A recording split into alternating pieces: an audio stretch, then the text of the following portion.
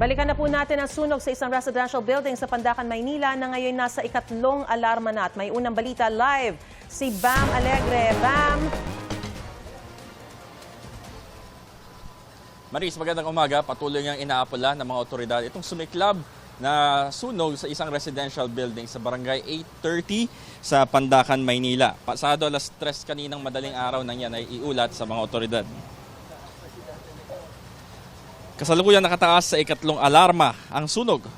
Ito'y hudyat para rumesponde ang hindi bababa sa 12 fire truck pero higit pa dyan ang rumesponde. Kahit umuulan, hirap ang mga bombero sa pag-apula sa apoy. Naging malaking hamon ang supply ng tubig.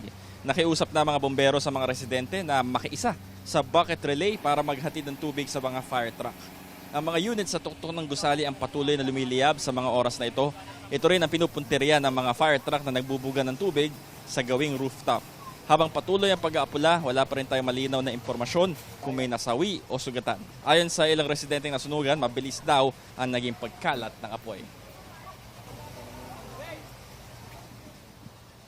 So Maris, ilan lang to sa mga fire truck na narito, no? Yung iba rito talaga magkakaugnay yung hose para lang makarating dun sa may pinakadulo kung saan patuloy pa rin nga ang firefighting operations. Itong unang balita mula rin sa Maynila, Bam Alegre, GMA News.